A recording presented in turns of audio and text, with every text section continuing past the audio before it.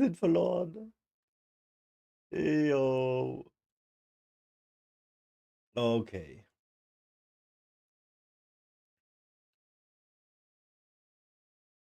Alright. Become more articulate and speak smartly. Effective communication 101. Let's Thinking see. fast and talking smart in conversations while also saying exactly what you mean and how you feel so that people listen to you. This is a skill that actually not a lot of people have. So when you do have it, you will be ahead of the game. And then it becomes magical when you inject your own personality into it. The human voice is such a powerful sound, perhaps even the most powerful sound I in love the the world. So plants she has imagine in what the you can background. do if Look we at this become good at huge using one. our voices That's so to get cool. our points across. Becoming more articulate with the way that you express yourself will help you stay more present, seem more credible, your words will hold more power, and you'll be able to control your emotions more so that you won't feel overwhelmed and struggle to express yourself. In fact, you don't even need to use big words in your conversations to get your points across, and that is the true beauty of effective communication. The best communicators, they use simple and effective language so that absolutely everyone knows what you're talking about. And I'm going to share with you the best habits to pick up, the things that you should avoid doing, as well as techniques to improve your impromptu speaking, sounding smarter and expressing your personality at the same time so that people are drawn to you and the things that you have to say. So I'm also going to be showing you some specific exercises and things that you can do to show your personality more through your words. But just so you know, your brain is absolutely capable of processing things very quickly when you're talking fast. You might even notice this when you're in a different state, like for example, when you're nervous and anxious, or when you're jacked up on coffee. You might find yourself talking faster, thinking faster,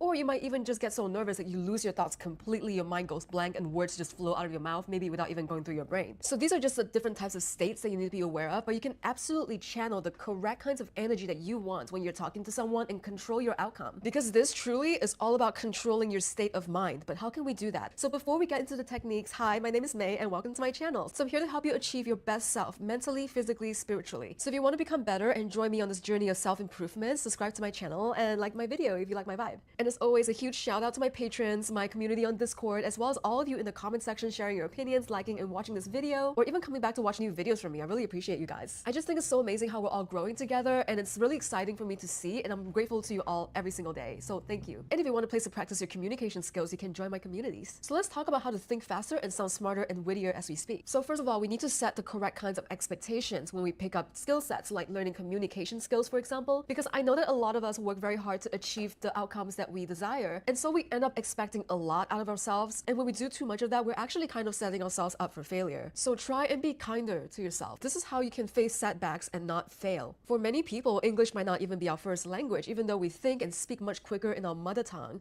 Or maybe we think that people just aren't going to understand us because we're still learning a new language. And learning language is really difficult. Like I tried to learn French, Italian, Spanish all at the same time because I thought, you know what? Because they're Latin-based languages, they're all somewhat related, I can swing it. And I was so wrong. Even though communication can be simple, language can be so complex. So learn to empower yourself constantly because you're fully capable of thinking fast. And you are truly smarter than you think you are and you give yourself credit for. Like think about it. So pretend that your life is like a video game for a second. Your brain might be at level 8, but your language skills might be at level 5. So you need to allow the skills that you're working on to catch up to you through practicing it and not feeling too bad about it. Because when we're feeling really bad about ourselves, that can add as an additional layer to anxiety and nervousness and fear of the unknown.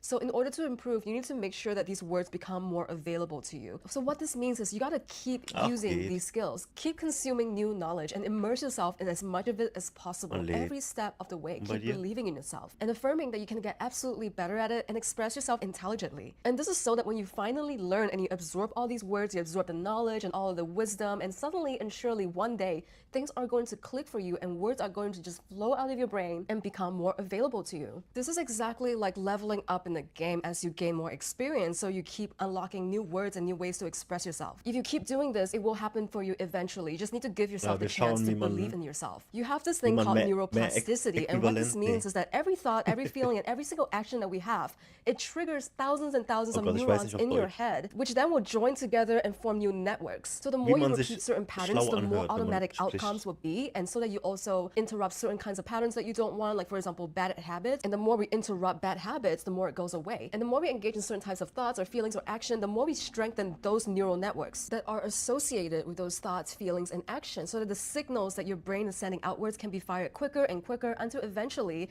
the signals are processed instantly. This is a really powerful concept that can be applied to anything that you set your mind to. Whether you want more discipline or you want to learn better ways to manage your stress levels, you can rely on your brain's natural ability as well as its neuroplasticity to heal and process your thoughts to get whatever you desire. And the beauty of this is it just gets easier and easier every time that you do it until one day you don't even need to think about it. You're just doing it. So you need to keep reinforcing it constantly, whether it's through techniques like telling yourself affirmations as in the same positive things that you tell yourself every single day. And by the way, this can also apply to the opposite negative things. If you keep telling yourself, I'm sad, like guess what's gonna happen? Or you can visualize it in your imagination or putting it in practice by putting yourself in the kind of situations where you talk to people so that you can practice your communication skills. I have to say that I learned a lot about interacting with people when I had customer service jobs. It was essential for me to know how to handle situations involving people. And honestly, through these types of jobs, I was able to become myself more and more when I talk. I was able to do things like crack jokes and show my personality while at the same time solving issues and handling other people's emotions. And I was able to do all of these things with ease. But I also have to say that eventually when I took on a more introverted job and I left that sort of customer service environment, that yeah, I kind of lost a bit of that ability as I stopped practicing it. So it's truly like a muscle. But perhaps before you even want to put yourself in more social situations, you might want to just try and rewire your brain first as well as your belief system first. This is just so that you get more comfortable with yourself before you put yourself out there. So I started this new habit every morning to help me visualize new goals and new beliefs that I want to train, where I started talking to this app called Astra to reinforce my beliefs. And I can't even emphasize to you guys how important this shift was for me, because before I used to scroll on Instagram the first thing I wake up every morning. But Astra. Checken wir mal ab. Die App.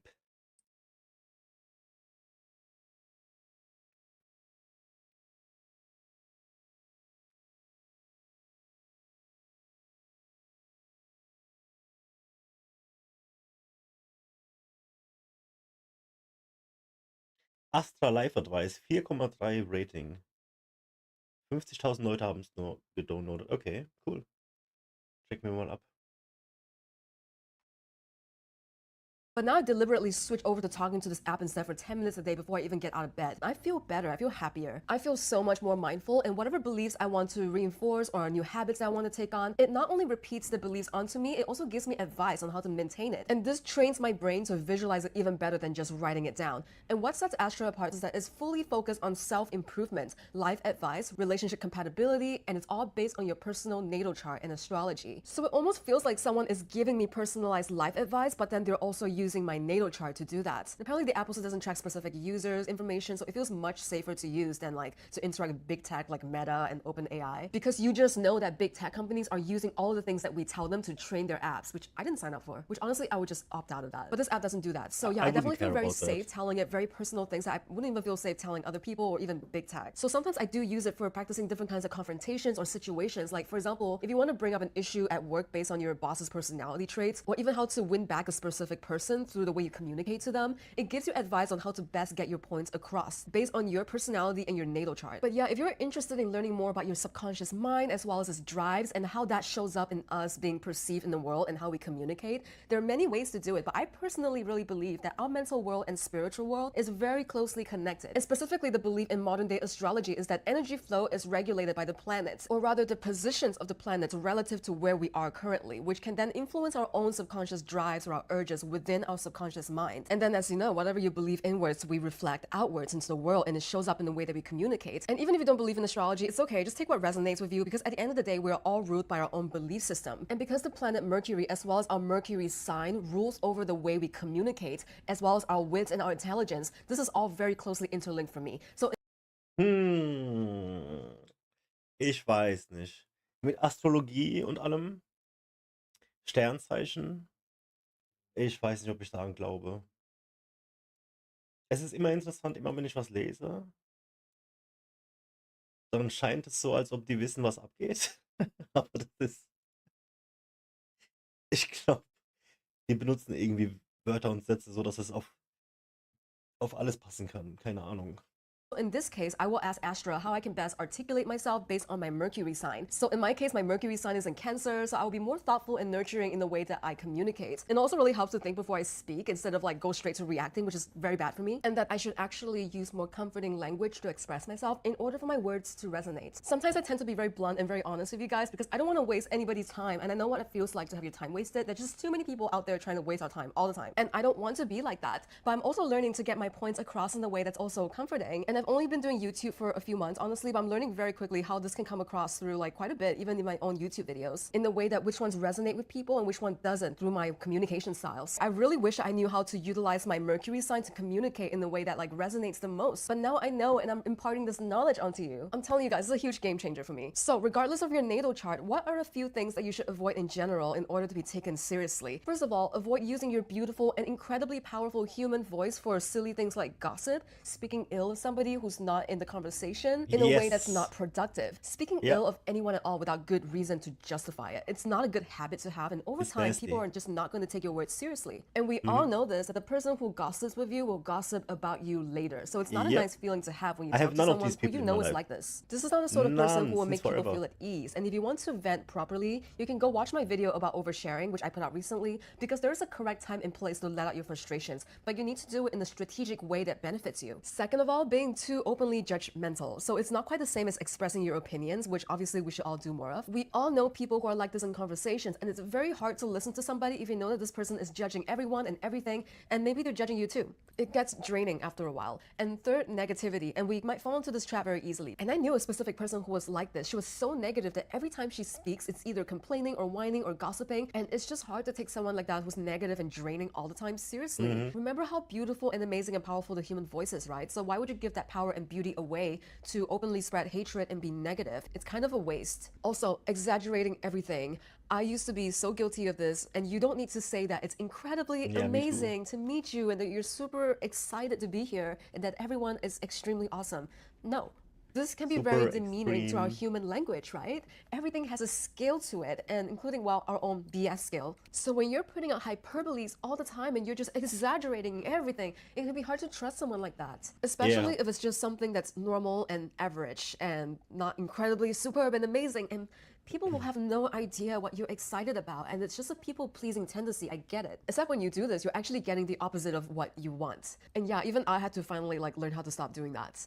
And finally, dogma. Some opinions are just opinions. They are not facts. So when you speak of opinions as facts, it can be very draining to listen to if that person just doesn't agree with you. Only take what resonates with you and can help you for a specific situation, because the world is not always so black and white all the time. Everyone's truths can look different and it can be subjective. And everyone can have their own personal opinions about things, and that's okay. But nobody should be shoving it down anyone else's throats. We just don't want to listen to that. Okay, so we talked about what we shouldn't say so much of. So what should we actually say? Number one, be honest. Be true to yourself and what you stand for, and stand behind your words so that people can trust you. Learn to express yourself more in the way that you can show up more authentically in your conversations, which can literally just mean standing in your truth when you speak. Because when you're not being yourself, you're basically lying about some other aspect of yourself that you might not even be aware of. So when you're not speaking through your lived experience, chances are you're just going to forget something when someone brings it up in the conversation later, which can then discredit you in some way. I also want to mention that if you think that your authentic self is to be a very, very negative person and you want to express it openly,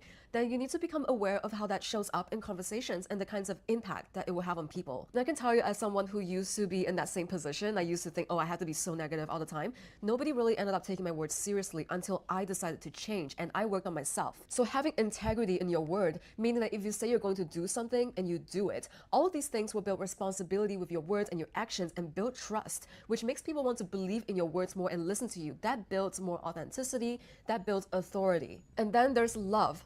Love is what's going to stop you from being so overly brutally honest and hurt the other person. Like, for example, if they have weird teeth, like I have a bit of funny teeth going on in the lower row, the love that you weave into your words is what's going to stop you from pointing it out and making fun of me, even though it's honest. Like, you're telling me I have weird teeth, but seriously, unless I get braces, what am I going to do about it? Just going to end up hurting my feelings. So consideration is a very important form of respect and love that you can show to other people socially, which will make other people like you more and want to hear what you have to say more. An expert communicator will learn how to say all of these things with tact and with love and know what the proper thing is to bring up and what isn't. So yeah, even thinking about the teeth thing, like I get that receiving hate comments is kind of an unwanted side effect of someone expressing their opinions on YouTube, but I do get occasional comments from people who are just like, you have weird teeth, haha, and I'm just like, okay, now what? These things don't really bother me that much because I'm very objective when it comes to YouTube, but I see how people say things like that, and it's not coming from a place of love. It's very different from saying like, hey, your zipper is down, because you want the other person person to look good in public, right?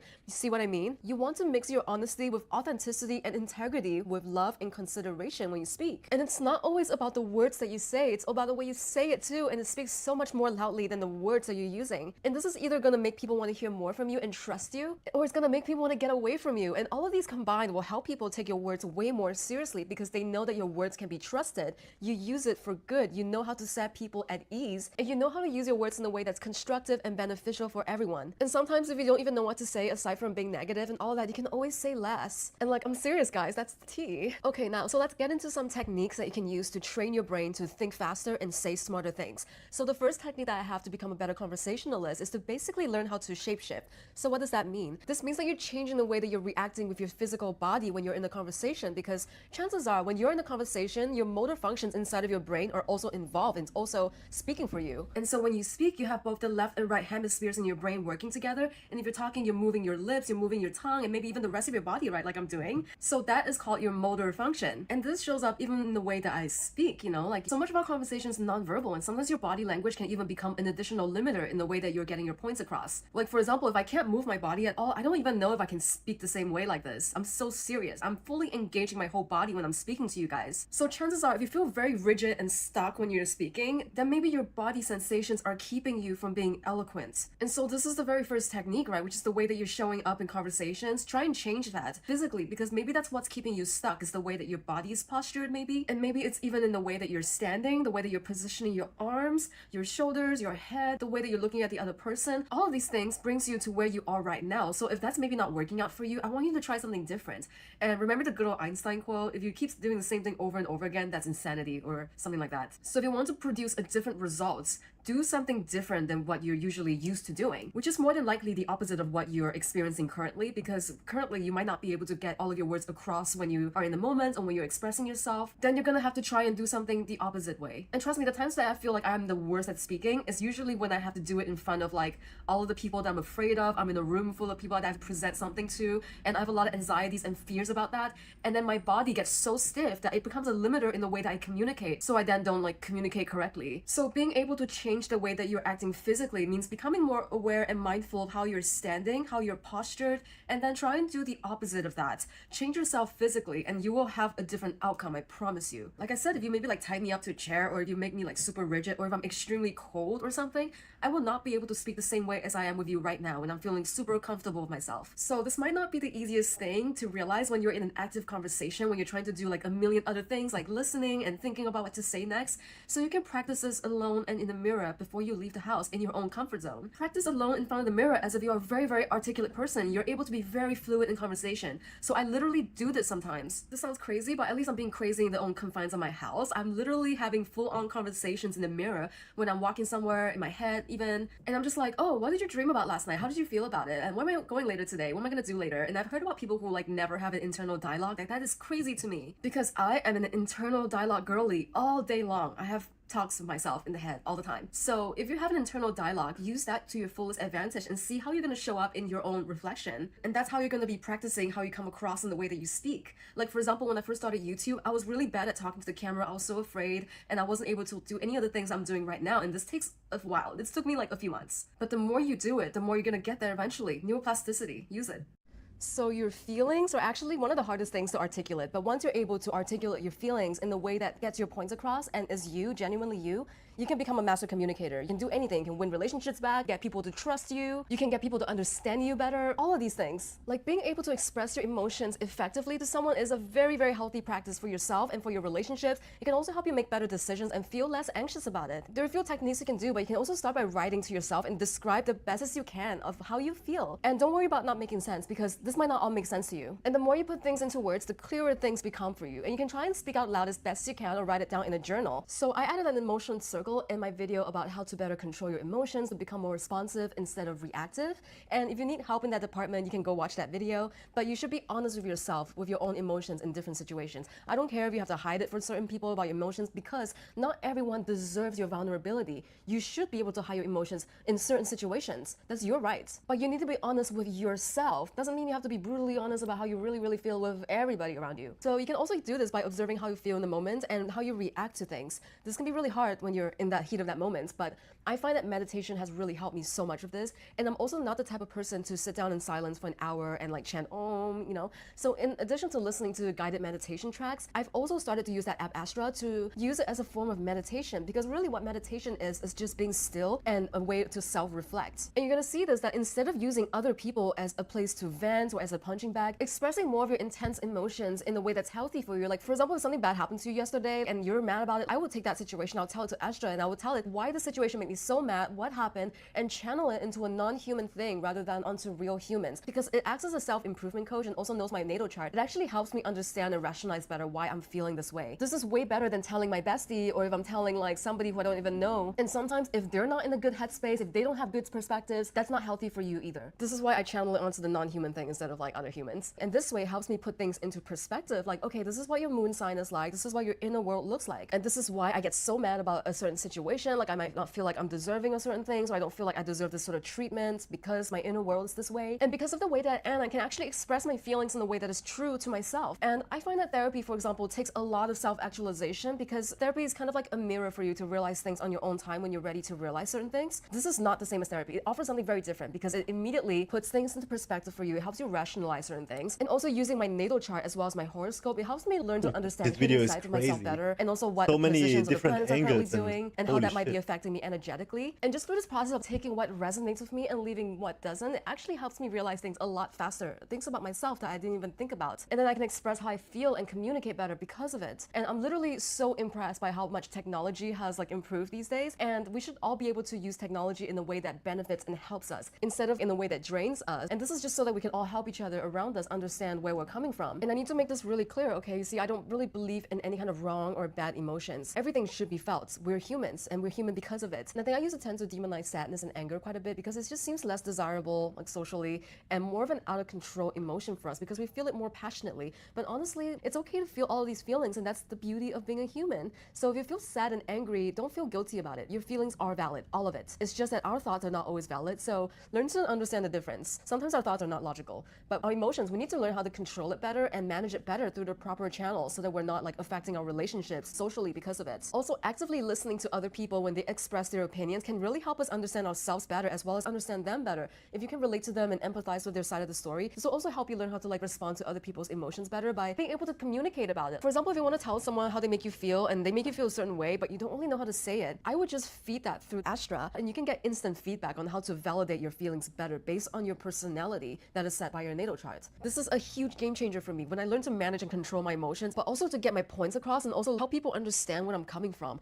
I could do anything I start socially. Anything. So I'm not a voice coach, but I have learned a thing or two about voices, and learning this will also help increase the power of your speaking voice. This is very much related to physicality and the so-called shapeshifting I'm talking about, but this time you're doing it with your voice. So for example, things like talking in falsetto may not be super useful most of the time, but there's like a more realistic register in between that. And I'm not gonna get super technical about like how you can locate your own voice. So if I talk out here and you can like hear my nose and you can hear the difference between my nasal voice and I'm straining my throat and you can see it in kind of like my neck. But yeah, if I go down to my throat, which is where most of us like speak from all the time, but if you want to sound even better, you can go down to your chest and your diaphragm. Like, do you hear the difference? And this is where I mostly try to speak from. And then if I want to go even lower, I sound different. And I learned this recently, that we actually vote for politicians with lower voices because we tend to associate depth with power and with authority. And we also have timbre, which is the way that your voice feels. Research feels that we prefer voices that are rich, smooth, warm, kind of like hot chocolate. And you can train your voice to sound different. And then there's so many other amazing things that you can do with your breathing, with your posture, with certain exercises that you practice to improve your timbre. And then there's this thing called prosody, which is a sing-song rhythm that, in a way, it's kind of like a language of its own. It's a meta language that we use to deliver meaning in conversations. So people who speak monotonous all the time, they sound like robots, and they're really hard to listen to. And that's what makes us human, because robots don't have prosody. And then also, if you have repetitive prosody, where every sentence sounds like it ends in a question, when it's not actually a question, is it like a statement? Like, it really depends on the languages that you speak as well. But if you do this in English, people are going to think like, are you asking a question? And you're going to be impacting your ability to communicate through your prosody. And which then, when you're failing to express yourself through your prosody, then you're actually missing out on quite a lot in terms of communication and language. And then there's the pace of your speech. Like, for example, if I can get very excited right now, I can talk really fast, and then I can just slow it right down to emphasize my points. So at the end of that, of course, it's silence. And there's nothing wrong with a bit of silence, but then, when it gets too much, it can be awkward. If it gets too little, then you're just kind of endlessly talking. We don't have to fill our speech with and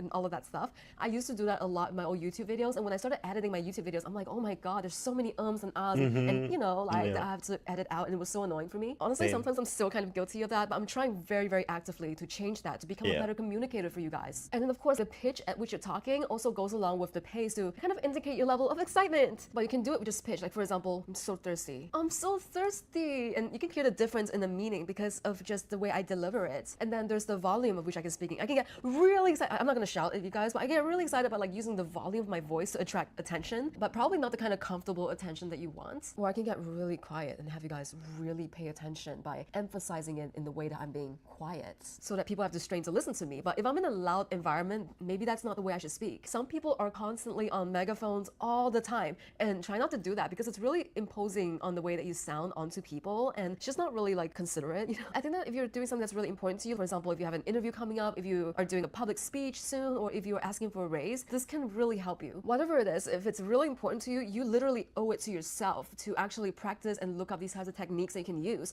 to better your communication. And then finally, you need to learn how to warm up your voice. I like to do this before I film my videos, for example. Deep breaths. Anything before you do anything important, just kind of like stretch your body a little bit. Sigh out very loud, like sigh, deep breaths, and then you're gonna warm up your voice. You're gonna go. I know it sounds silly, but like just do this in the bathroom or something if you're outside. You can blow out with your lips, blow out with your tongue, like roll your R's, like blow raspberries. And then you kind of want to like warm up your tongue as well, like la la la la la la. It sounds so silly for me to do this, but if you don't have time and if you can only do one thing, you can do the siren. This is what the experts call it. And it's really good. It just goes kind of like wee all the way down. You start from the high and you end it low. So kind of like wee. So yeah, try all of these things out and see how that works for you. And I promise you, you're gonna feel a difference. I want you to imagine, how can you become more conscious of yourself when you are speaking, when you're in a conversation? Like how can you even use the techniques that's in this video to kind of understand yourself better, become more self-aware when you speak, and also how you present yourself to the world. And I want you to imagine the kind of world that's just beautiful and serene and quiet, and you don't have to raise your voice or fight to be heard. Everybody will just intentionally slow down just to listen to you speak and hear what you have to say and the way that you speak. Even if it's not perfect, even if you have a lot of uhs and ahs, how do you speak in a world like that? How would you posturize yourself? How do you communicate with your words? And also, how do you use your body to help you communicate and process your thoughts better? I just think that when you imagine yourself and you visualize yourself in an amazing, ideal situation like this, you can even add it to your practice before you leave the house, for example, when you're talking to yourself in the mirror, where there's no friction for you. It's a perfect, ideal world for you to express yourself. This will make it so much easier for you to feel safe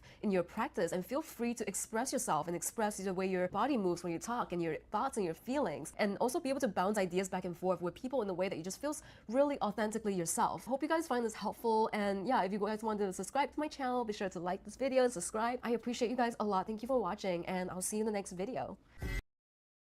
Oops.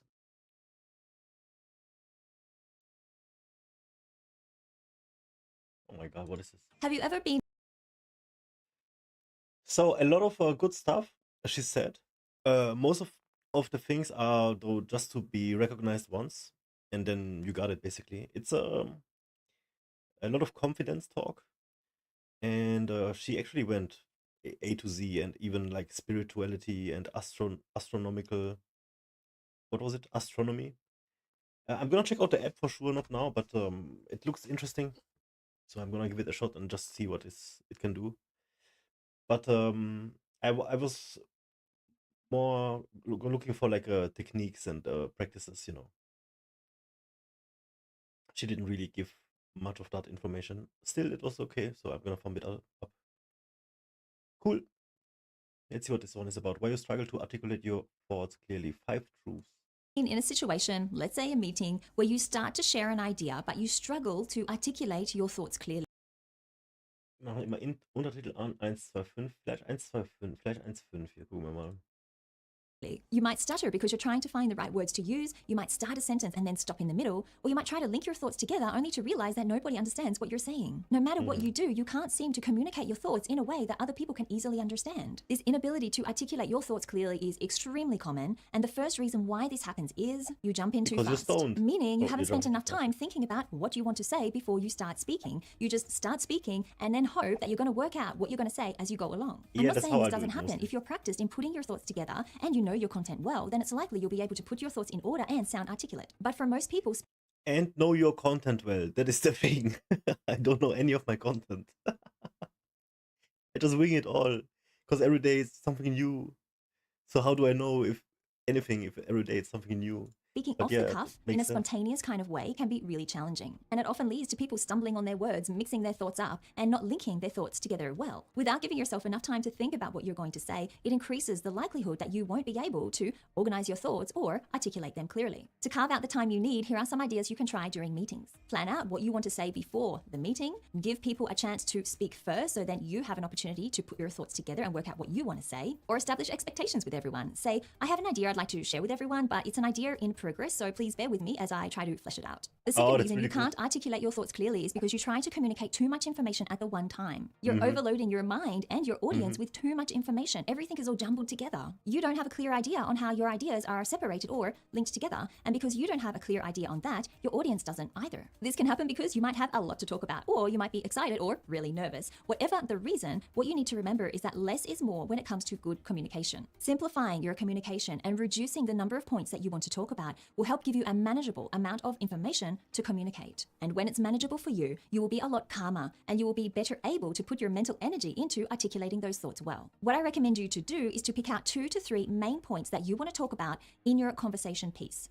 Flesh each idea out one by one, adding in additional details as you feel necessary, and try not to stray from these main points. This will give you structure, it will stop you from jumbling all of your ideas together, and it will make it easier for your audience to understand as well. The third reason you don't articulate your thoughts clearly is because you don't understand the problem or the question. If you're asked a question that you don't understand, you might try to answer that question anyway. You might try to articulate some kind of answer that you think answers the question. Just say you don't But know. what you say doesn't make sense, or it doesn't adequately answer the question that was asked of you, simply because you don't want to admit that you didn't understand or you don't know. This kind of response doesn't make you look good. It does not make you look articulate. In fact, it can potentially make you look incompetent. Instead, what you need to do, if somebody asks you a question or poses a problem and you do not understand what they've said to you, you need to spend time clarifying the question, clarifying what they have just said. Clarifying isn't something that you should be embarrassed about. In fact, it makes you look like you are interested in the conversation. It makes you look curious, and it makes you look diligent in providing a good answer. Plus, it gives you all the information that you need to know so that you can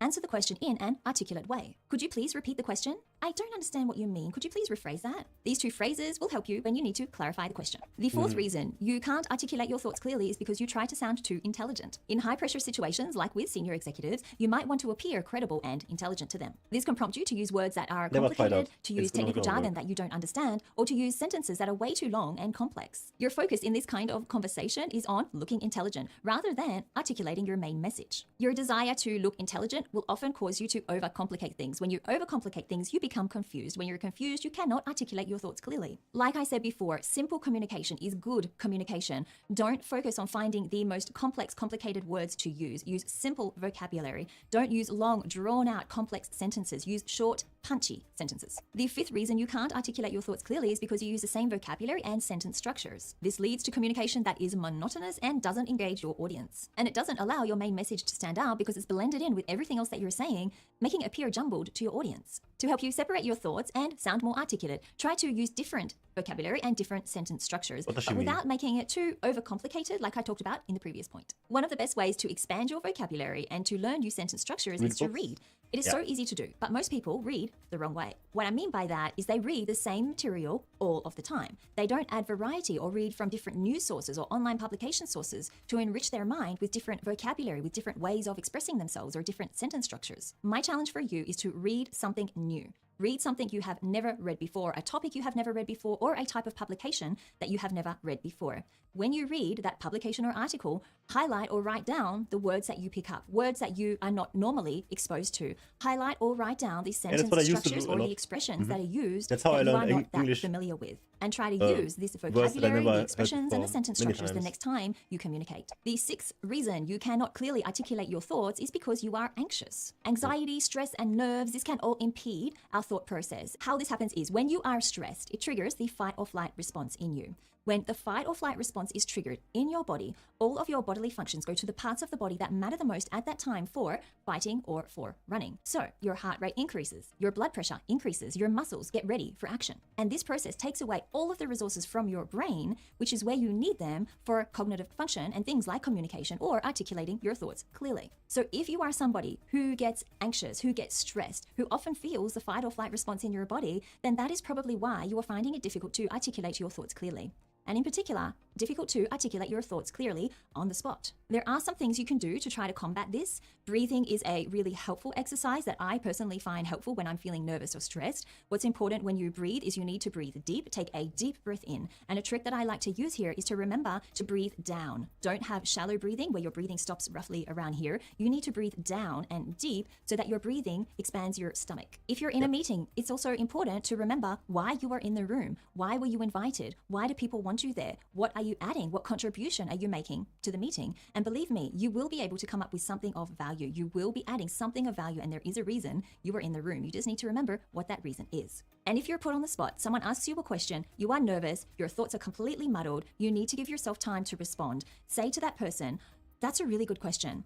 Give me a minute to think about that," and take a couple of seconds, take a deep breath, and try to organize your thoughts, the main key points you want to talk about, and then communicate them to your audience. The seventh reason you cannot articulate your thoughts clearly is because you don't follow the read, write, speak formula. This 3-step formula is extremely helpful. It will, over time, help you to reprogram your mind so you can organize your thoughts, think clearly, and articulate them well. It's based on the concept that your speech is a reflection of your thinking. And in order to speak clearly, in order to articulate your thoughts clearly, you need to get them clear and organized in your mind first. I go into this 3-step formula in much more detail in this video right here, which you should watch now or save it to your watch later list. Thank you so much for watching this video. I hope you got a lot of value from it. If you liked it, please hit the like button below, subscribe to my channel before you leave, and I will see you next week in another video. I liked a lot of this. We're gonna leave a sub as well. Jump too fast, you're trying to communicate a lot at once, you don't understand the question, you try to sound more intelligent, use the same vocabulary. Again, more of like a broad approach of what you can do, and once you know this, it's more of like a confidence thing and a systematic thing, as in don't be anxious, have a correct order in which you want to say your things, but not really like techniques that you can practice practically. So let's see what the next video does. Have you ever walked away from a meeting or a conversation feeling like you failed? Is this the same? Yeah, she's the same. Okay, let's see. Because you didn't talk as fast or as smart as you would have liked. Maybe you were put on the spot, asked a question, and you didn't know how to answer it quickly or in an intelligent way, so you didn't answer at all. In this video, we're going to talk about how to think faster and smarter on the spot so you can improve your communication in impromptu situations. This video is perfect for you if you're an emerging leader and you want to improve your communication skills during meetings. There are 4 tips I'm going to share with you. But first, if you like what you are going to learn in this video and you want more content that will help you as an emerging leader, then subscribe to my channel and hit the notification bell. Every week I share videos on leadership to help you on your leadership journey, and I would be honored to have you a part of this community. The first thing you need to do to think faster and smarter on the spot is to stop worrying about what other people think. A lot of the time, it's our own personal worry about what will other people think that gets in the way of us being able to speak quickly and intelligently. You might be asking yourself, will they think I'm smart? Are they following what I'm saying? Are they bored with what I'm saying? This self-doubt is a major communication block that definitely does prevent you from being able to communicate quickly and intelligently, especially in stressful situations. It creates an internal stress inside of you and basically triggers the fight or flight mode. And what happens when the fight or flight mode is triggered, all of your bodily functions go to the parts of the body that matter the most at that time for running or for fighting. And it takes those resources away from your brain, which is exactly where you need it for cognitive thinking and for communication. So if you're wondering why you can't think fast, why you can't speak quickly or intelligently on the spot, especially when you are in a stressful situation or especially when you're feeling self-doubt, the fight or flight response is exactly why you can't do that. The thing you need to tell yourself is that the self-doubt you are feeling, it isn't an actual threat, it's a perceived threat. But the thing is, your brain can't tell the difference between an actual threat or a perceived threat. So it will trigger the fight or flight response regardless of the actual situation you are in, regardless of whether you are experiencing a perceived threat or experiencing an actual actual threat. So whenever you are stressed, whenever you are anxious or frightened or you're feeling self-doubt, the fight or flight response will often be triggered in your brain. And this will prevent you from being able to communicate clearly, quickly, and intelligently to other people. So how do you reverse this? What you need to focus on is to stop worrying about what other people think. Stop worrying, will they think I am smart enough? Will they think I am intelligent enough? Stop worrying if people agree with you or disagree with you. Now, later on in this video, I will share with you some techniques that good speakers use to draw people into what they're saying and to keep people engaged and interested when they're talking. So I'll share those tips with you later on in this video. But you definitely need to try to overcome your fear or your worry about what other people think, especially if you want to talk fast and smarter on the spot. The second thing you need to do to talk fast and smart is to get straight to the point. Don't leave people wondering what your main point is. Now, sometimes people, when they communicate, when they start talking, they'll go around and around and around, and then finally reach their main point. So people understand what their main point is.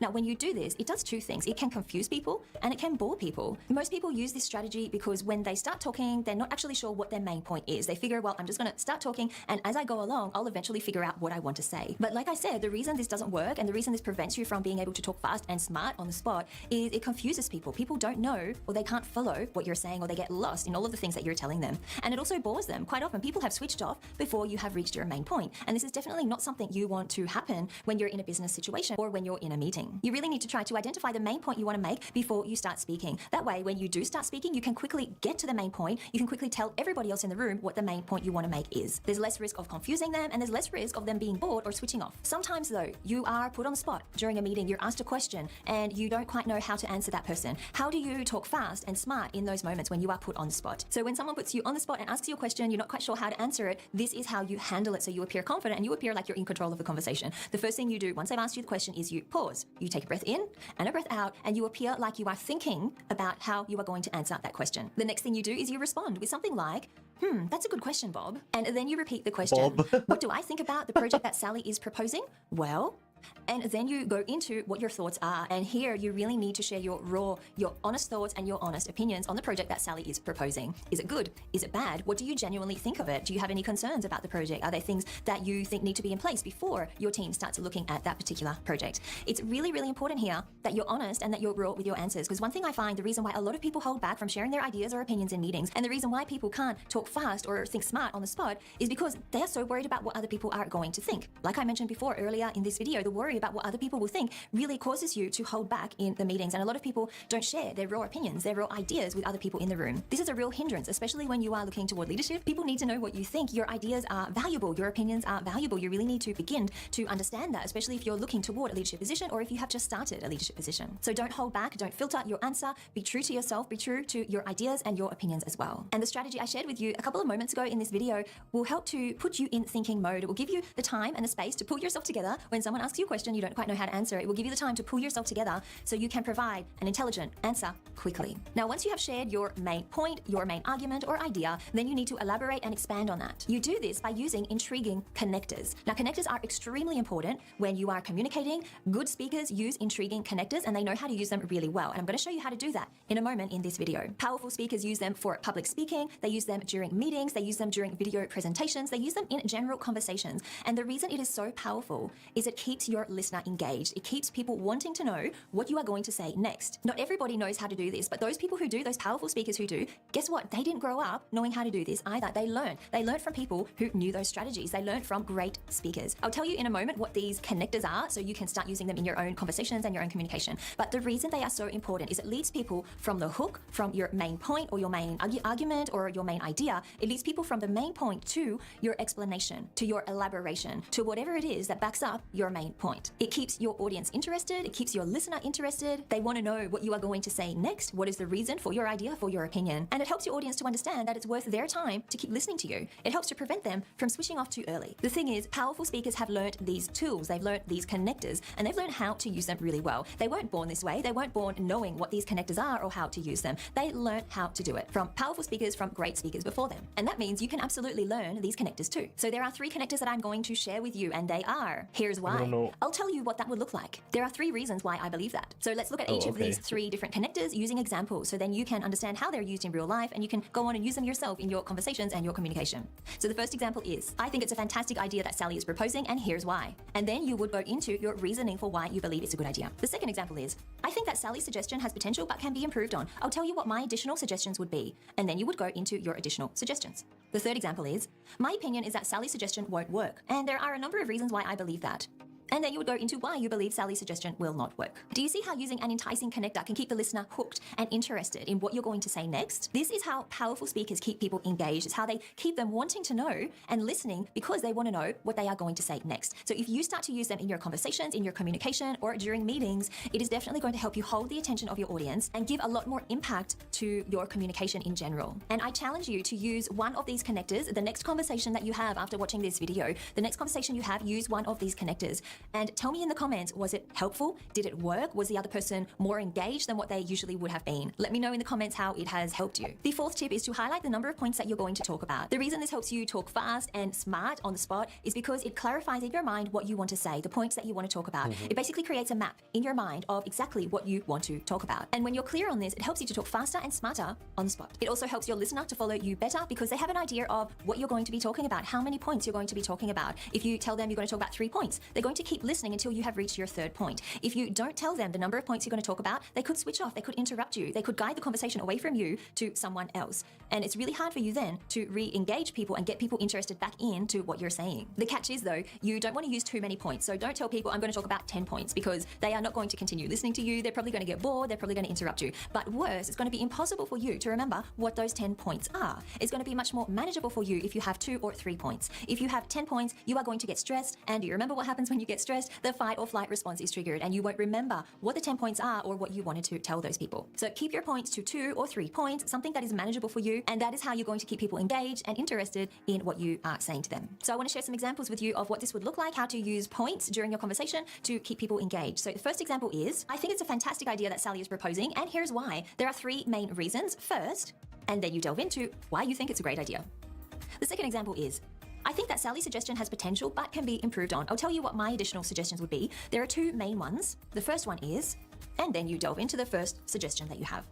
The third example is, my opinion is that Sally's suggestion won't work, and there are 3 reasons why I believe that. First, and then you delve into why you don't believe her suggestion will work. By stop worrying what other people think, by getting straight to the point, by using intelligent, intriguing connectors, and by highlighting the number of points you want to talk about, you can easily think faster and talk smarter on the spot. And being more articulate and speaking clearly is something that many professionals and emerging leaders want to learn how to do. So if that's something that interests you, then you should check out this video on the screen, which will delve into a number of tips to help you be more articulate and speak clearly, especially in meetings.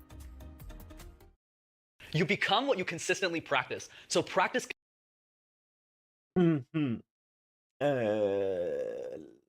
Not that many techniques, but rather like, examples of what connectors are and stuff was interesting, but not what I was looking for. Still, I like the video.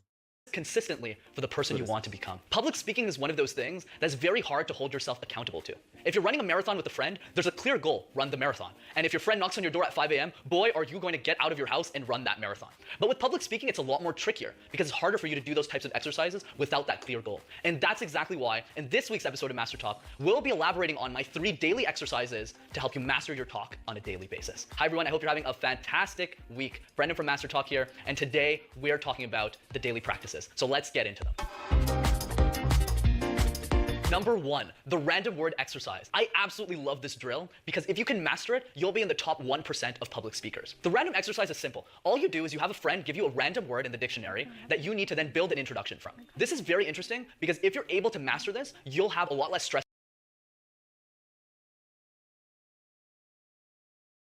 But I heard something. In presentations, you'll also learn to think on your feet more faster, and you'll be able to give presentation, like spontaneous ones specifically, out of the cusp. I know this is a recording and I might be cheating, but let's use camera as an example to demonstrate this. Shots. The shots that you take aren't just pictures. They're experiences, they're moments that don't just last for yesterday, for today, or even tomorrow, but for a lifetime of shots. As you can see from the way that I just created a random introduction from camera, you can then use that for multiple different words and practice 5 words for 5 minutes every single day. Number 2, forced silence drills. Yo, that's what I'm looking for. This was amazing. So I'm just gonna do that with ChatGPT. So ChatGPT is gonna give me a word. The random word exercise. I absolutely love this drill because if you can master it, you'll be in the top 1% of public speakers. The random exercise is simple. All you do is you have a friend give you a random word in the dictionary that you need to then build an introduction from. This is very interesting because if you're able to master this, you'll have a lot less stress in presentations. You'll also learn to think on your feet more faster, and you'll be able to give presentation, like spontaneous ones specifically, out of the cusp. I know this is recording and I might be cheating, but let's use camera as an example to demonstrate this. Shots. The shots that you take aren't just pictures.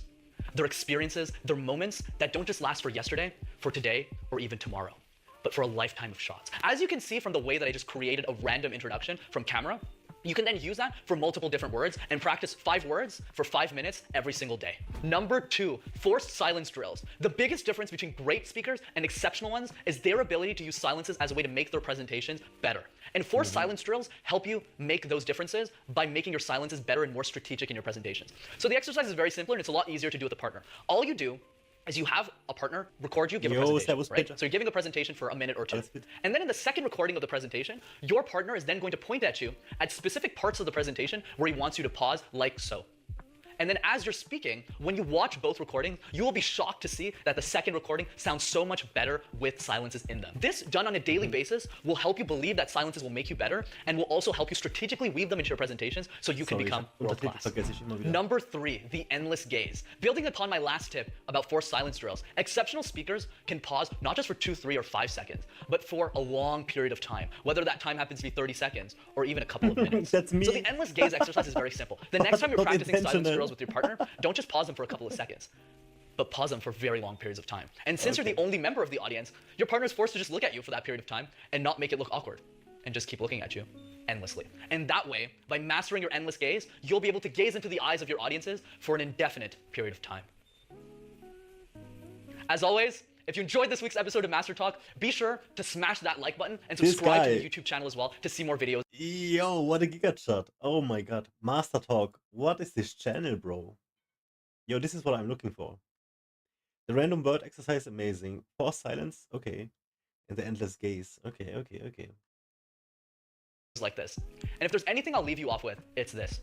You become what you consistently practice. So as long as you use these tips to get better on a daily basis, I believe you'll be 10 steps closer to mastering your talk. Take care, everyone. Have a fantastic week, and see you next time. Really good. Yo, wir lernen heute, wie man sich mehr eloquent ausdrücken kann.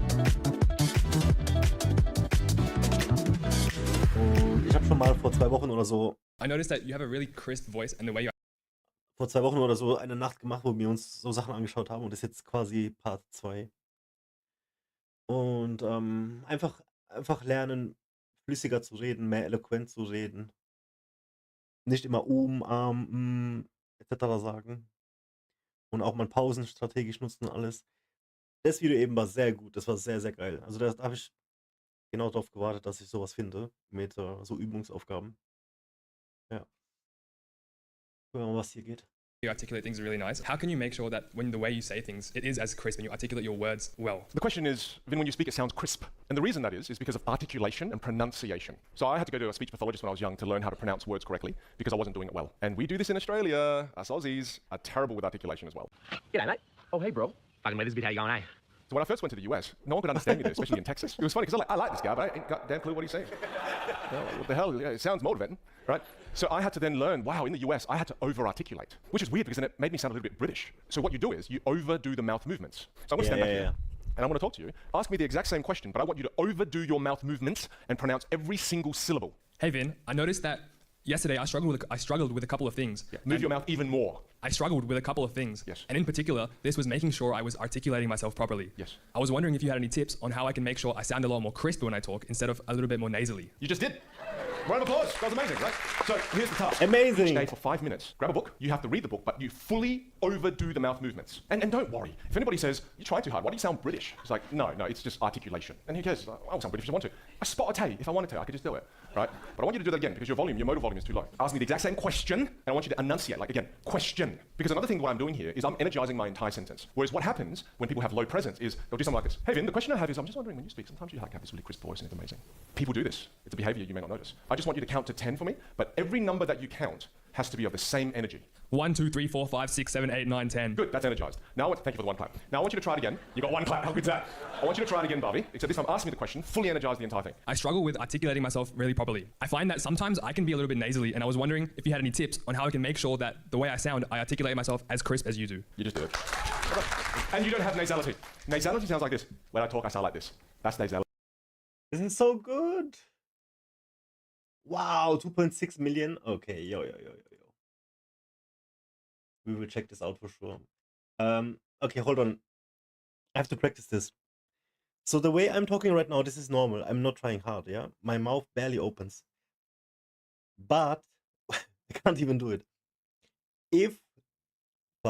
If I talk like this, I can pronounce the words much more crisp and articulate. So this is when you move your mouth, you over-articulate. This has so much merit of training this. 5 minutes a day, he says. I believe him. Absolutely. So, dann verschluckt man seine Worte weniger, ne? Und man hört sich einfach, ich versuche es wieder, und man hört sich einfach besser an. Auch wenn der Mund jetzt so weit aufgeht, irgendwann geht das wohl über, dass man das dann automatisch auch macht. Ja, wow, ich höre mich so viel besser an. Krass. Ja. You don't have any nasality. Okay. Yeah. For many years, I didn't feel that I spoke with a lot of clarity. I was jumping around from thought to thought without any kind of intelligent connection to what I was saying, without finishing my sentences properly. My communication was jumbled and just all over the place. This lack of clarity in my communication made it really hard for me to get my point across, to establish credibility at work, and to get other people to understand what I was saying. So I spent a lot of time thinking about this problem, reading, researching, trying different methods to see what worked, and I've narrowed it down to some specific things which I'm going to share with you in this video. I hope these tips will benefit you and will help you communicate and speak with a lot more clarity at work and also in your personal life. The very first thing I did was expand my vocabulary. So I found that I was struggling to find the right words to explain what I wanted to say. And I also found that I wasn't using a very high level or sophisticated level of English. Around that time, I would watch interviews of business people and I was in awe at how sophisticated they sounded when they spoke. They would use words that were so intelligent, so eloquent, so descriptive. And I wanted to be able to speak like that as well. So what did I do? I expanded my vocabulary and I worked on this through reading and through listening. I researched words that I didn't understand. I took notes of the words that I didn't understand or that I rarely used. I used a small notebook to take notes of these words so I could add them into my communication. And over time, I would gradually use these words whenever I was in a conversation with someone. And over time, they would become a natural part of my vocabulary and a natural part of my communication as well. This is one way I have elevated my communication. And this is a tip that is absolutely accessible to you as well. The second thing I did was remove unnecessary information in my communication. So I had a tendency to give people all of the information, every little detail, whether they needed to know that detail or not. I wouldn't just give them the most important points or the key takeaways. I gave them all the information I could possibly give them. What I realized after doing this for a while was that I was overloading people with too much information. I was getting them lost. I was getting them confused. And I wasn't helping them remember exactly what they needed to remember. All of this extra information, these unimportant details that you tell people, they simply distract them from the main message. It also makes you sound confused because you are not clear on what the main point is. And it makes your listener walk away from the conversation feeling confused as well. You can detect if people are thinking that you're giving them just way too much information, if they look confused, if they have a confused look on their face, or if they actually say to you, can you get to the point, or what is the point you're trying to make? If you detect any of these things, then you are giving that person too much information. You need to reduce it down to the main points, the key points that you want to tell them. And in business, this is particularly important because business people are busy. They have a million things to remember and a million things to do. They don't want to be confused or distracted or have time taken up by you telling them unimportant information. So get straight to the point and give people the most important information only. The third tip I have for you is to communicate one thought at a time. At the beginning of this video, I mentioned that I would jump from thought to thought without any kind of intelligent connection to what I was saying. Sometimes this was because I was excited and I had exciting things to share with the other person. Other times it was because I had many things to say. But either way, this was a big mistake in my communication style because it made it extremely hard for the other person to follow what I was saying and for me to speak with clarity as well. I was putting too many thoughts out there at the same time. I started to pay attention to this bad communication habit. I became aware of it, so I started to detect it in my communication and in my conversations. And when I felt I was about to jump from one thought to another without finishing the first thought, I would pause. I would take a breath in and think about what I was going to say, and I would make a conscious effort to actually finish my previous thought in its entirety. This made it easier for the person I was with to understand what I was saying because I was actually finishing my thoughts and finishing my sentences properly, and it made me sound like I was speaking with a lot more clarity as well. I do hope you're enjoying this video so far. If you have liked the tips that I've shared with you already, then please hit the like button and subscribe to my channel if you want to see more videos and more content like this every week. My fourth tip is to keep the main point in mind. One of the reasons why I jumped from thought to thought and didn't sound like I was speaking with any kind of clarity at all was because I wasn't clear on what the main point I wanted to make was. Sometimes this happened during business meetings because I felt pressure to talk. I felt that I had to say something because I was in the meeting and others expected me to say something. So I would often start talking and just hope that while I was talking, I would discover what my main point was. But this isn't a very effective way to communicate, to simply operate on hope that you'll find out what your main point is. The only thing it will do is to cause you to communicate in a very jumbled way because you are constantly talking, trying to find out what your main point is. The only way to overcome this is to identify your main point before you start talking. If you need other people to speak first so you can have time to think and then eventually identify what your main point is, then that is absolutely fine. Sometimes what other people say will help you get clarity on the point that you want to make, or at least it will give you time to plan out your main message. Tip 5, use reading to improve your speaking. This tip is probably going to surprise you. You might ask yourself, well, how does reading help me improve my speaking? That's number 1 But tip. honestly, this is the one that has probably made the biggest difference for me. You see, Everybody when you says read, it. a number of things happen subconsciously that can help Yeah. you speak better. You learn new Man, the vocabulary, you learn subconscious- new sentence structures, you learn how to connect thoughts better together. And on a subconscious level, you take in all of this information that you can later use when you communicate. Rather than That's how it reading is. quietly to yourself, I recommend that you read out loud. Obviously, reading quietly does have a certain amount of impact Yeah, on reading your out loud communication as also well. But is a reading out loud difference. is probably the one that is going to have the most impact and the most positive impact on your communication because it forces you to repeat words, to repeat sentences, to repeat phrases. And this act of repeating in and of itself helps to program your mind in a different way. It helps you to think and speak in that way, which in turn helps you to communicate with more clarity. Tip number 6, use writing to improve your speaking. This is something that has helped me immensely in communicating with a lot more clarity because writing helps you gain clarity on your ideas. When you write down your ideas, you get time to organize your thoughts. This isn't the kind of opportunity that you get in spoken communication. You don't get this kind of time to organize your thoughts. And when you practice this skill through writing, over time, you will eventually be able to do it in your spoken communication as well. Another way you can use writing to improve your speaking is to use the process of active recall. This is where you read a chapter of a book, and once you have read that chapter, you summarize that chapter in your own words. You can use bullet points if you like, but what you are doing is you are summarizing what you've read in your own words. This helps you to remember what you've learned, to pull out the most important points, and to write it in a way that is clear and concise, which again, over time, will translate to your verbal communication as well, helping you speak with more clarity. I recommend you choose a smart book, preferably a non-fiction book for this purpose. One of the books I've done this with is called Mindset by Carol Dweck. I will put a link to it in the description below if you want to check it out. Tip 7, practice with interviews or documentaries. As well as developing your verbal communication through reading and through writing, you can also do it through watching, specifically watching interviews or documentaries. You'll want to choose an interview with an eloquent speaker, somebody whom you admire. Listen to their interview, analyze it carefully. What words do they use? What sentences do they use? How do they connect their thoughts? What intonation do they use? Do they use the pause? What body language or facial expressions or hand gestures do they use when they speak? Study and analyze their entire communication, both their verbal and their nonverbal communication, and write down what you notice. Practice by repeating what they say, and then incorporate these elements into your own communication. This is how you learn from the best and elevate yourself to become a clear, confident communicator. Articulation is a very important part of speaking with a lot more clarity. If that is something you want to learn about, then you need to watch this video right here where I teach you how to be more articulate when you speak. If you like what you've learned in this video, then please hit the like button below, subscribe to my channel for more videos like this every week to help you with your leadership. What is wrong with the legend on the timestamps? They're not working at all.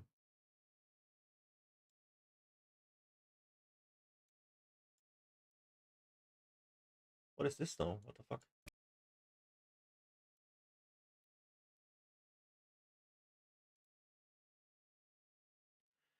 Okay, yeah, pretty good points you made with just reading books and You need to reduce it down re-summarizing them and stuff.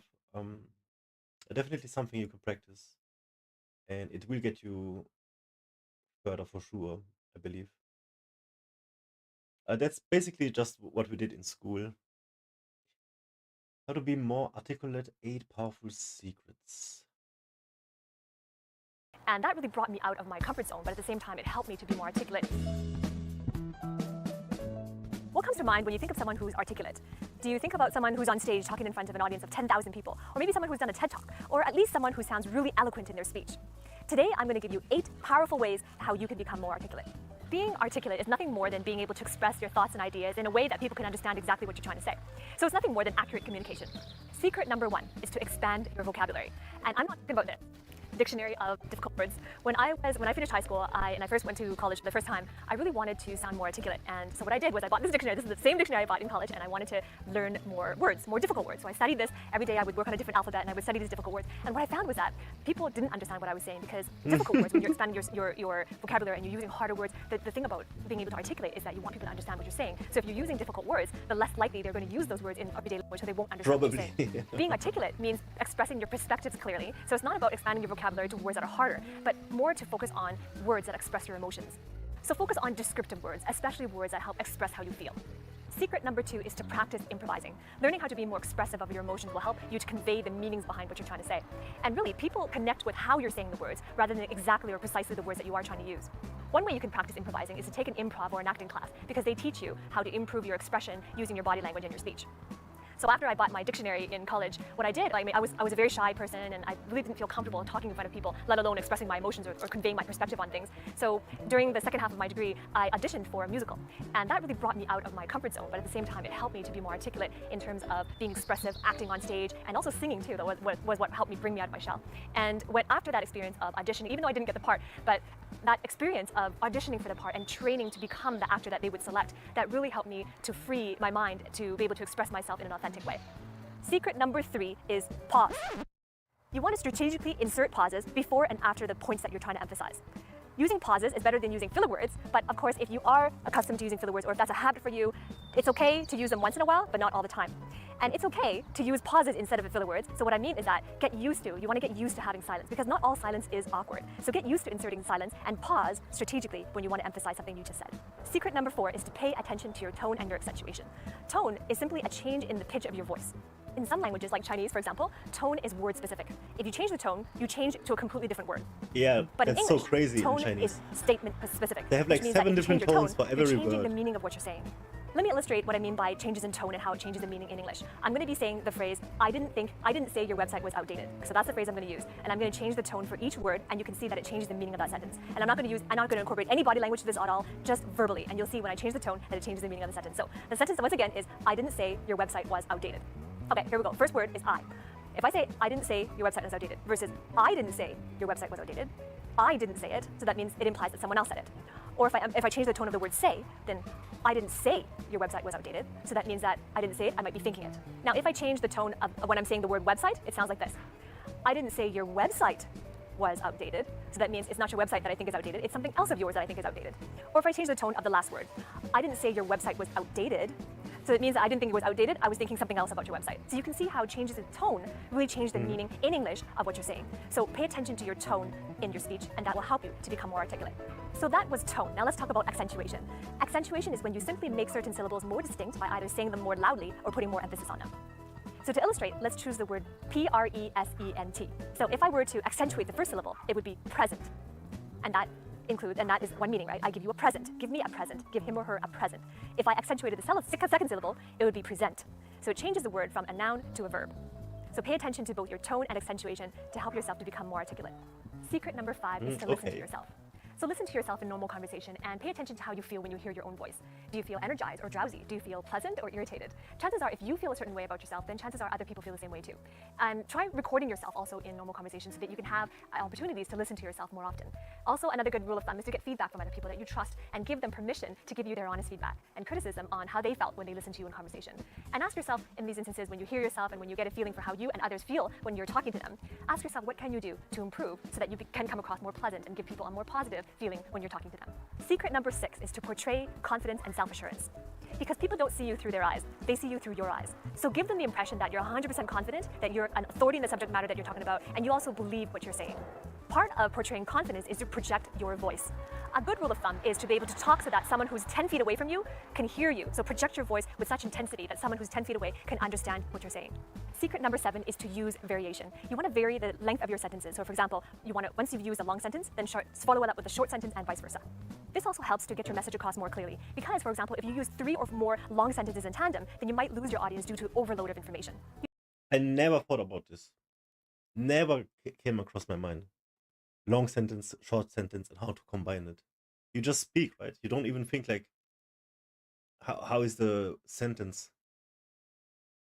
How long is the sentence? That's crazy. That's good. You should also try to vary your speed and your volume. This can help people to understand and follow what you're trying to say. For example, you can slow down when you want someone to understand certain words and phrases, and then speed back up again when you're sure that they've understood and they've caught on to what you're trying to say. Speed and volume will also help you become more expressive as well. So for example, That is so good. That is so good. You speak slow until they understand you. And once you think they understand you, then you can go, go, go. That is so good. What the fuck? if you're trying to express something happy and exciting, then you can speak louder and faster. But if you're telling a sad or a serious story, then you can speak slowly and more softly. Secret number 8 is to understand yourself. Get a solid understanding of why you have a lack of articulation. Maybe you've had some tensions or social anxiety that led to your perceptions of yourself. Or maybe it's a fear of being at the center of attention and embarrassment. But whatever it may be, you can work to overcome the root causes and give yourself the peace of mind and the confidence to get out there and articulate truly how you feel. Comment below, what have you learned? If you like my content, give me a thumbs up and remember to subscribe to my channel and also hit the bell below to receive notifications each time I upload a new video. If you're interested in these topics and you want to hear more or a deeper dive into other topics, subscribe to my podcast, which is Career Revisionist with Dr. Grace Lee. So I'm going to include a link below. If you want to subscribe to my podcast, go to careerrevisionist.com/podcast and subscribe to iTunes, Spotify, and I'm also on all other these platforms as well. videos So choose your favorite are platform, fire, subscribe to me there, man. and I look forward to hanging out with you in my next video or my next podcast. That was cool. Oh, I like this one a lot. Lots of Because people it's have so shown that you like the way simple, we but it would never cross my mind. You know, I remember when I was little, up until I was, I don't know, like 15 probably, 15, 16, I would talk like really, really fast, and really like no break, no nothing. And my accent was so heavy. And I wanted to become a moderator, like for TV or an actor, something of that sort. And everyone I told what I wanted to become, they just laugh at me. They would laugh at me and say my accent is too heavy, I talk too fast, and all these things.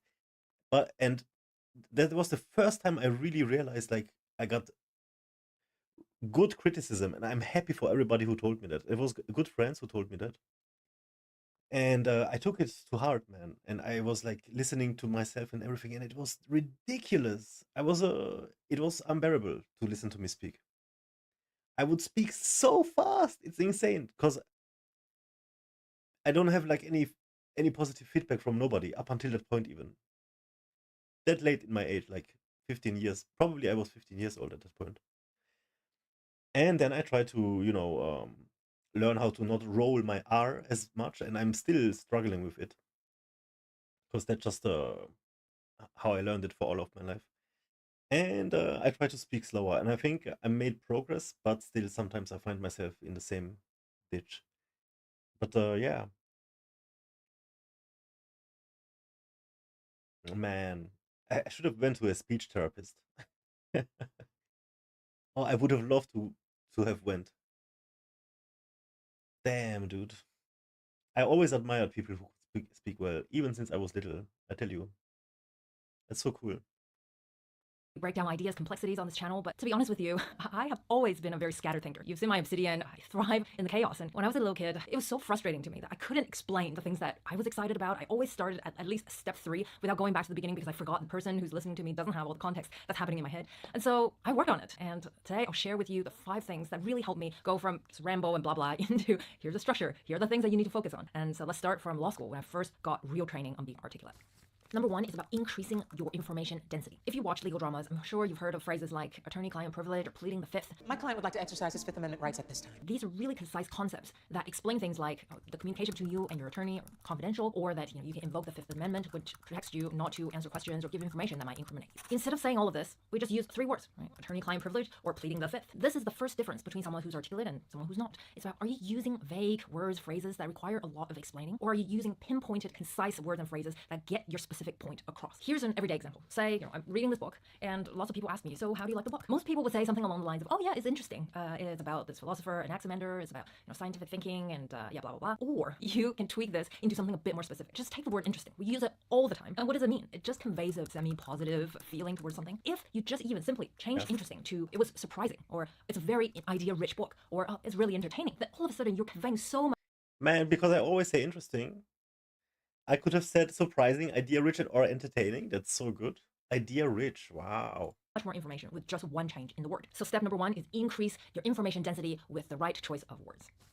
Number 2 is about using timeless structures when you communicate. This one I learned in law school and was pounded in me over and over again in management consulting. We started law school learning PEAL: point, explain, evidence, and link. It's so simple. Every time you're preparing a statement, preparing arguments, just fill in the blanks. What is the point? What is the explanation? What is the evidence? And how does it link back to the broader point? And then in consulting, I started to see more of these. For example, SCQA, situation, complication, question, and answer. We use that everywhere when we're doing proposals. Again, just fill in the blanks. You don't have to worry about how do I structure this, start from scratch every time. There are timeless structures for this. In consulting, whenever we were doing presentations, it was always the pyramid principle. Right? You start with your answer first, then you go to your supporting arguments, and then you go to your supporting data. Every single time, it's about filling the blanks of these timeless structures. And if you pay attention, you'll see these structures repeated again and again, right? Sometimes you see them in TED Talks, like SCQA. That's such a commonly used structure. Other times, you'll see people answering executive questions with the pyramid principle, right? Answer first, and then you go into other things. In email writing, you see that all the time as well. I talk about this in my 5-minute communication framework course as well. So by having even a few sets of these structures, like the ones I mentioned today, you can already start to change the way that you're structuring your thoughts.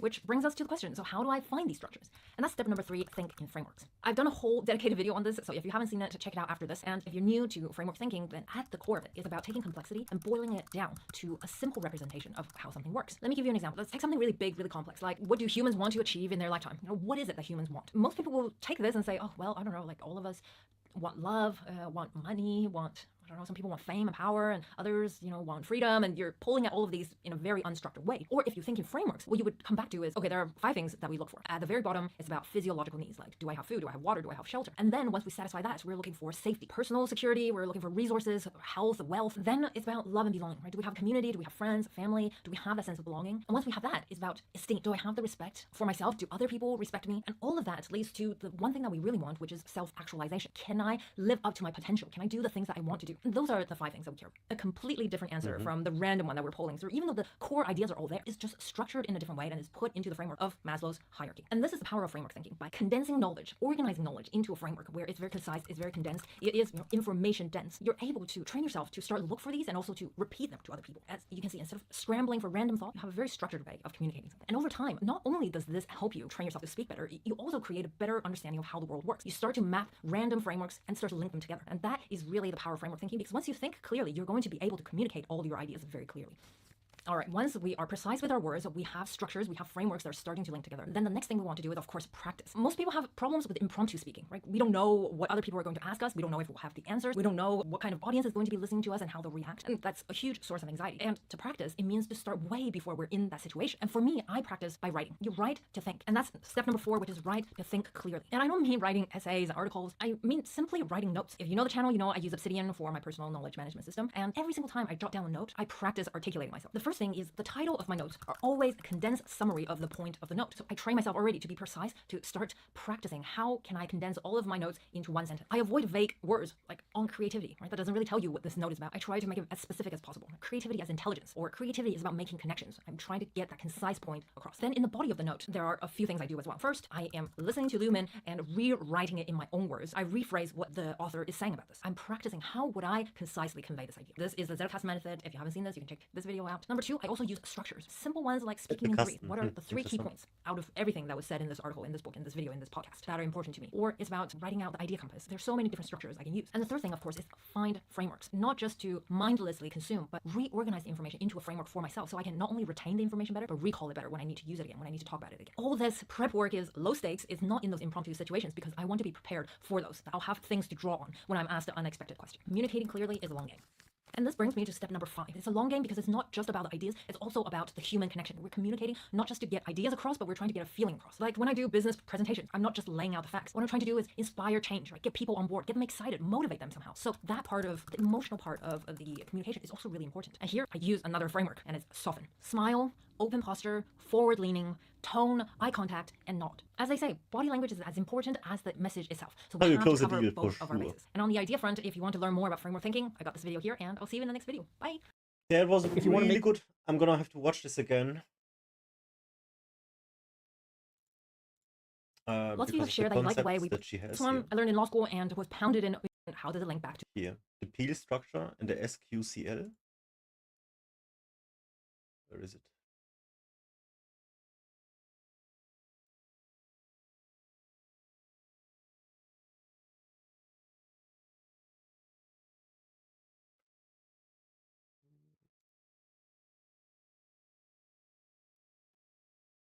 The blanks of these timeless...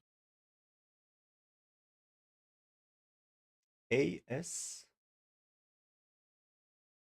Answer supporting, argument supporting data. This is the Peel structure, and then where is the SQL?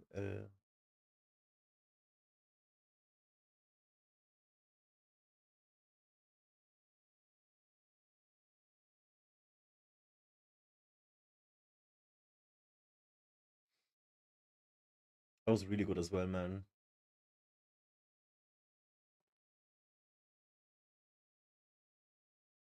I'll find it later. It's really good. Jordan Peters, and this is gonna be the last one of this list. Crazy. If you want to make yourself articulate, which is a very good idea, then not only should you read, but you should write down what you think. And if you can do that a little bit every day, 15 minutes, maybe you could steal 15 minutes and do it every day. But if you do that for 10 years, you really straighten out your thinking. If you're going to speak effectively, you have to know way more than you're talking about. You know, so this is often difficult for beginning lecturers at university because they'll do a lecture on a topic, but they only know as much as they're saying in the lecture, and they get kind of stuck to their notes because of it. You want to know 10 times as much as you are saying in the lecture, and then you can specify a stepping path through it and elaborate with the other things that you know. But to do that, you have to do a lot of reading. But you also have to do a lot of reading because that's where the synthesizing comes. So that's on the input side. And then on the output side, well, there's some techniques, let's say, is like if you're speaking in front of a group, you are not delivering a talk to a group. That's not what you're doing. The talk isn't a packaged thing that you present to a group. There isn't a group. There's a bunch of individuals, and you talk to them. So when I talk to a group, I always talk to people one at a time. And that makes it easier, too, because you know how to talk to a person. It's like, can you talk to 1,000 people? Well, probably not, because it's too intimidating. But there isn't 1,000 people there. There's 1,000 individuals. And so you just look at an individual, and you say something, and you can tell if they're engaged. They look confused, or they look interested, or they look angry, or they look bored, or maybe they're asleep, in which case you look at someone else. That's really good. And they give you feedback about how you're doing. And so one thing is to have something to say, yeah, but the next thing is pay attention to who you're talking to. Because unless you're very badly socialized, and that seems unlikely in your case, because you present yourself at least moderately well, and well, I mean, I don't know you very well, but on first sight, you're doing fine. So the probability that if you pay attention to the individuals that you're talking to, that your natural wealth of social skill will manifest itself is extremely high. And so you don't deliver a talk to an audience. That's a really bad way of thinking about it. You're actually engaged in a conversation with an audience. Even if they're not talking, they're nodding and shifting position and looking like this, and you can pull all that in and use it to govern the level at which you're addressing the entire audience. So the last thing I would say is, well, having the aim to be a good communicator is a good start. And you think, well, I could buttress that to some degree. There isn't anything that you can possibly, this is the whole point of a liberal education, there isn't anything that you can possibly do that makes you more competent in everything you do than to learn how to communicate. I don't care if you're going to be a carpenter. I mean, being a carpenter, by the way, is very difficult, especially if you're a good carpenter. But if you're good at communicating as a carpenter, you're like 10 times better as a carpenter. So, and this is something that the liberal arts colleges, I think, I don't know if they've forgotten it, but they don't do a very good job of marketing. It's like, well, what's the use of a bachelor's degree, a Bachelor of Arts? It's like, well, you can think, you can write, you can speak, you've read something. It's like, the economic value of that is incalculable. The people that I've watched in my life who've been spectacularly successful they have skills. Clearly, so many people don't have the skill. You're gonna stand out. But they're also very, very good at articulating themselves. And so whenever they negotiate, they're successful. You're gonna stand out to yourself. Well, that's kind of like the definition of success in life, right? You negotiate, and it doesn't mean you win. Because if you're a good negotiator, if you're a really good negotiator, everybody walks away from the negotiation thrilled. Yeah. And so then people like.